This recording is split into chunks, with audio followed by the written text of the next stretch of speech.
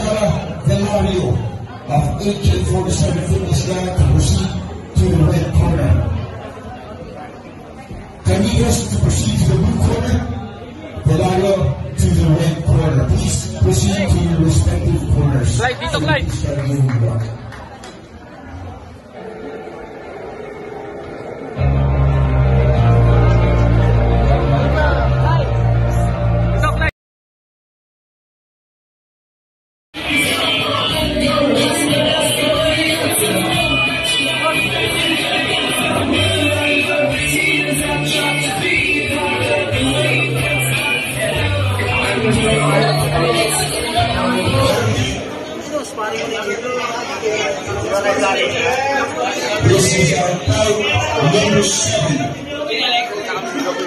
Boxing match between Peñaranda and Bermas. Round number 1. Number 3.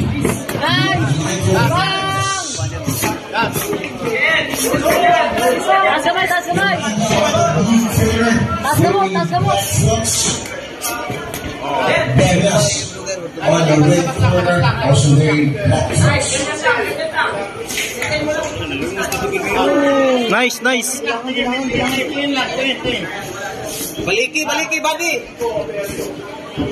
Taas kamot, bay. Taas kamot, taas kamot. Tignan mo siya, tignan mo siya, tignan mo siya. Tingnan mo sa siya. Talawa lang, talawa. Kay langoy-langoy yung sinumbagan. Sige, langoy na lang tubig. Dalangoy lang na siya. Taas kamot, bay. Magana, oy. Oo, na ako din. Oo. Ako na. Alam na. Corner, right? Corner. Oy, yutal. Kabila. Taas kamot, bay. Oh, balik. Ako matiguin ko.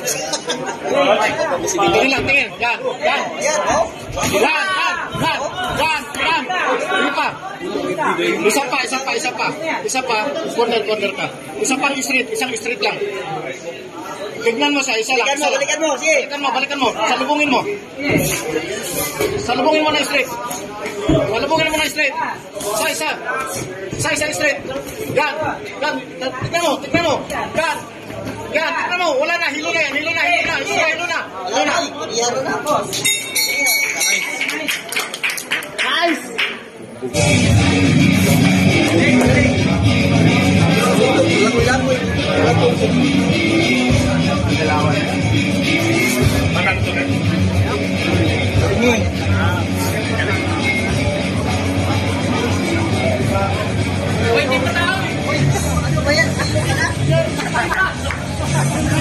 Boy, kumlat. Pwede ka nang sparring.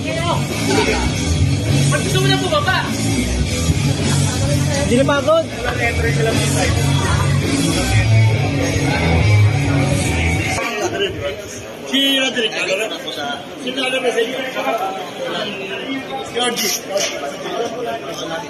Winner by referee stoppage.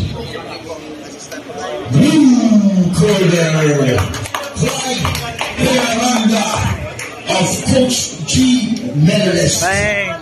Next up is bout number 8. We call it Chino Angelo A. Canivas of Manila Television Center to proceed to the blue corner.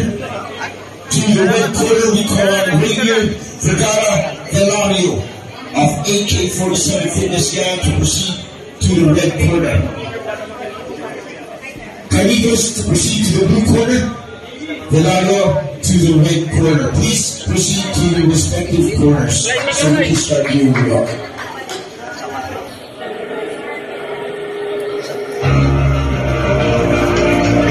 Baita.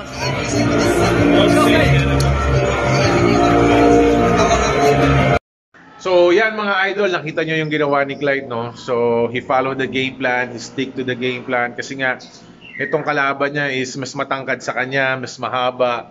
So talagang sinabi ko talaga sa kanya yung talagang game plan is to attack the body and then go for the knockout. So sobrang tuwan-tuwa naman ako sa pinakita ni Clyde. So again Clyde, congratulations and marami pa tayong pagdadaanan, brother. So kailangan lang talaga tiwala lang sa training and stay healthy. No, yung mga binabago ko sa iyo, sana mabago mo na. And marami pa tayong pag-uusapan, marami tayong pagsasamahan. So again, mga boss, I hope you enjoyed the video. This is your Coach G Bote, humble but ready to rumble. Peace out and kita-kita tayo soon. Ingat kayo parate.